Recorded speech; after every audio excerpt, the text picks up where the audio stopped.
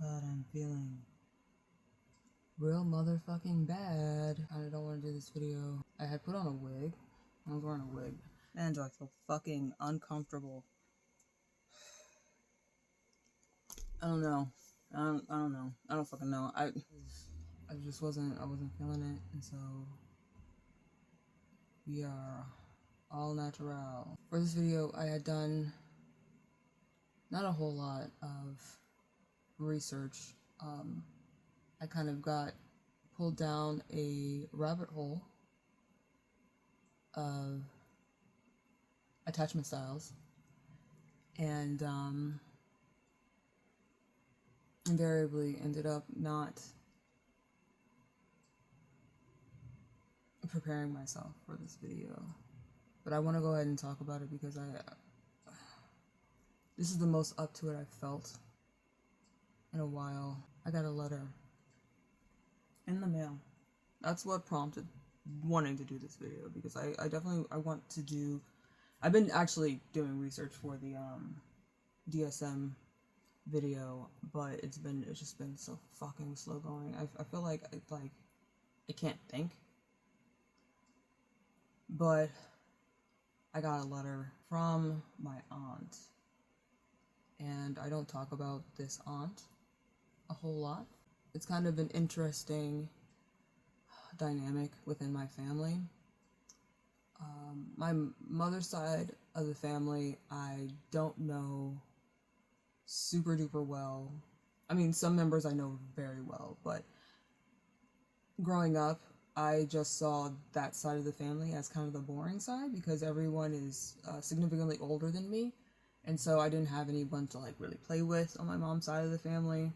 And so yeah, I've always seen them as kind of like the boring side. But my dad's side, on the other hand, I have quite a few cousins that are my age, and I have, I would say, pretty deep relationships with. I don't think they really know me now, but at some point we were close. But it's kind of interesting because the fun side of the family is also the side of the family that I have experienced the most trauma with. And maybe that shouldn't come as a surprise. The people that you interact with most are more likely to hurt you, I guess. But you would think that, like, being exposed to a lot of just older people, I would run into this issue more often on my mom's side than my dad's side. But surprise, surprise, my dad's side of the family is Jehovah's Witness. I did not grow up Jehovah's Witness. My dad opted out, which I think fucking all of science and or God, whatever. I'm very, very happy that my father did not continue being a Jehovah's Witness, and I'm glad that he did not raise us Jehovah's Witness. He is still rather religious. He still justifies a lot of his more bigoted opinions and thoughts with religion. However, I think my life would be significantly less fulfilling, less purposeful, less joyful. I don't know if we can categorize what I'm experiencing right now as joy, but I think I would be in a way worse spot had I grown up Jehovah's Witness, because that's just not conducive to the type of person that I am. So, this letter. I have a video about it. It's one of the first videos I've actually made on this channel. Yeah, it's pretty old, and the video itself is really shitty. Like, the quality is really bad, and I think the substance is definitely valuable, but the video itself is really bad. But I talk about the religious trauma of growing up adjacent to Jehovah's Witnesses. I don't see religion as particularly helpful to me.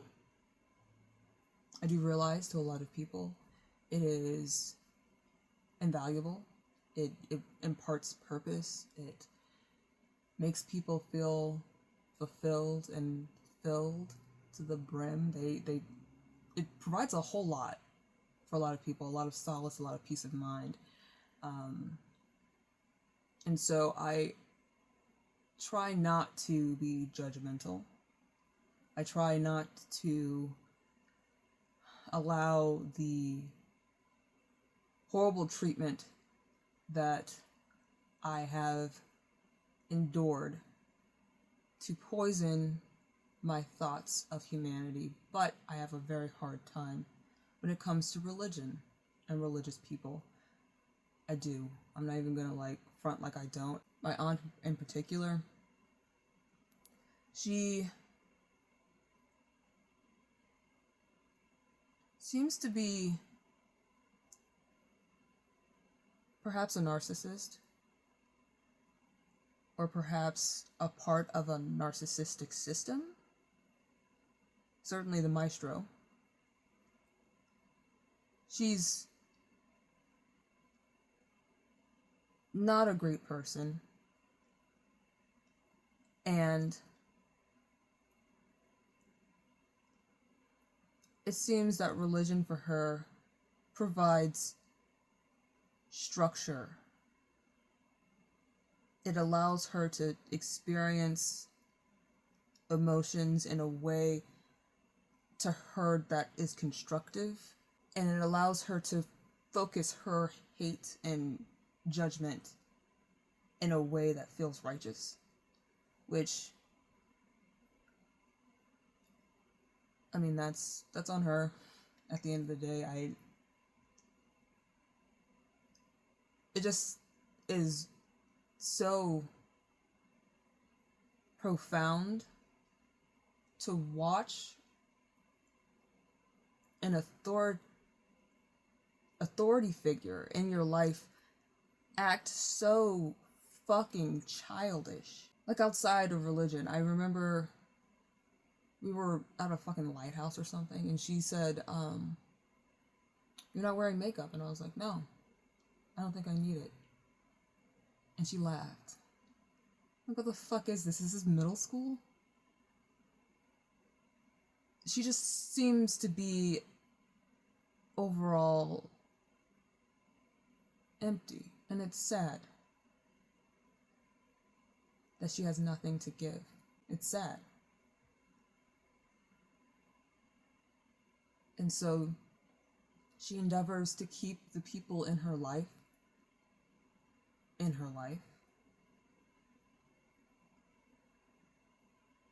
to make herself feel like she matters. And she reached out to me. She said she often thinks about me. The experience is not mutual. And I find that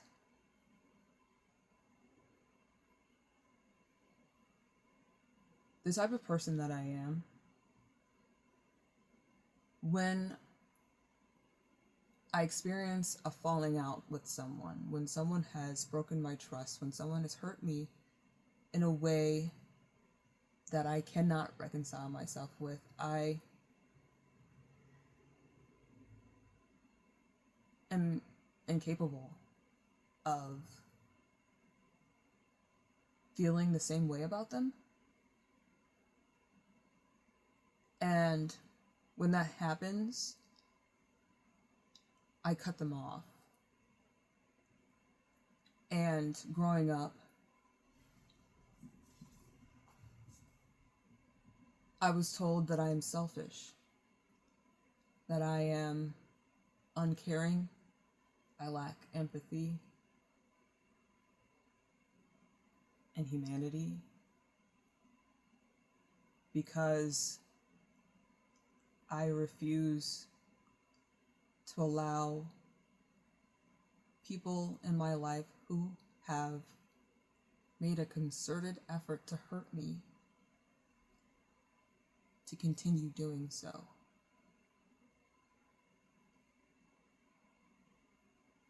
This is something that I've done since I was very young. And I remember my parents often saying that I'm selfish for cutting people off. But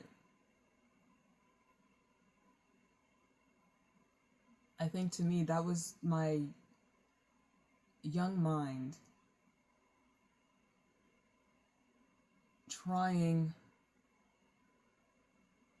struggling, fighting tooth and nail to maintain my well-being because no one else was fighting for it for me. And maybe in some situations I was a bit overzealous in self-protection, but with this aunt, this is probably my first experience of going non-contact that I recognized as that and saw it entirely for what it was and understood for the first time that this is not selfishness, this is self-preservation. This is what I have to do in order to live a life that I find fulfilling. She is not a source of support. She is not a source of comfort. She is not a source of joy in my life. And quite the opposite, she has taken so much from me in such little time.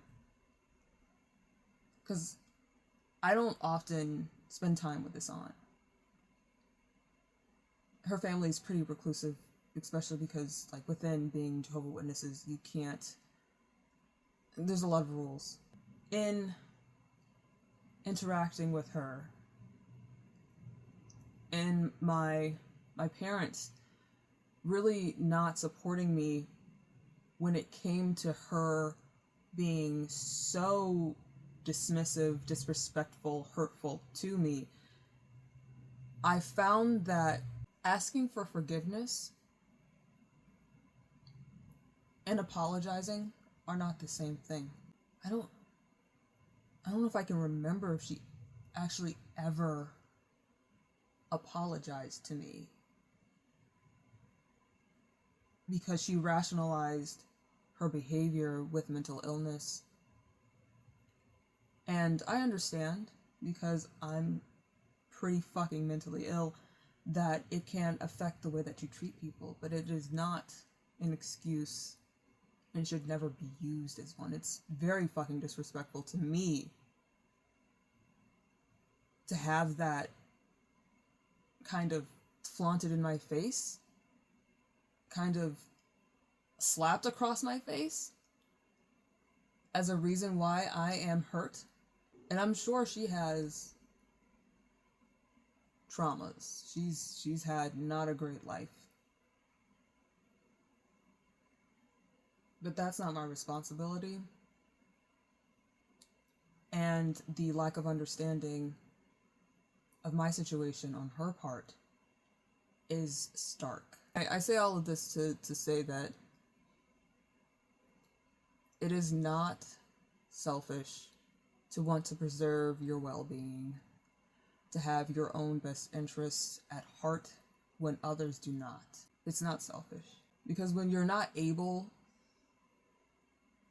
to do for yourself, you can't do for others.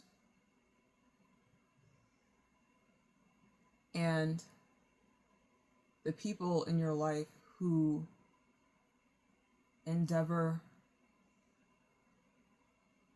to break you down to build themselves, they're not worth your time. There are so many people on this planet.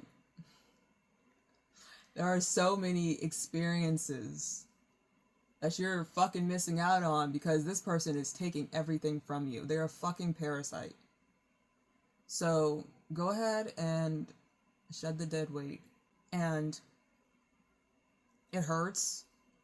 I mean, for me, it wasn't particularly painful to lose this connection, but for a lot of people, it can be very painful. It's going to hurt. It's going to be uncomfortable.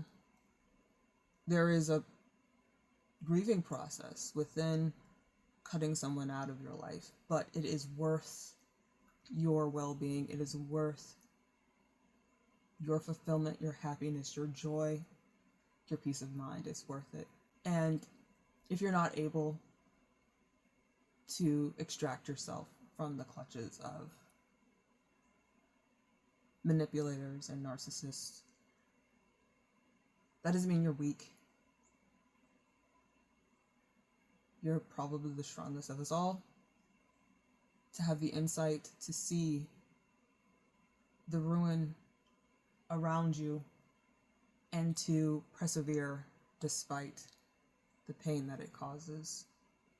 You are strong, but you should take out the time to preserve your well-being. It doesn't need to be entirely cutting someone off, but you do need to check in with yourself. I think with the insight of knowing your situation, you are held to a higher standard of responsibility to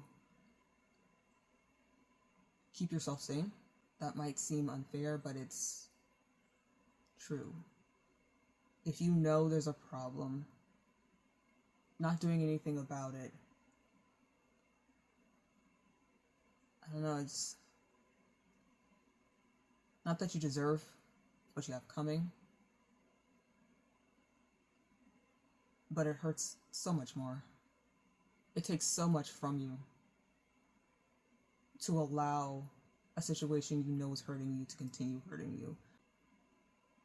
Move on. Sometimes you gotta fucking move on. Yeah.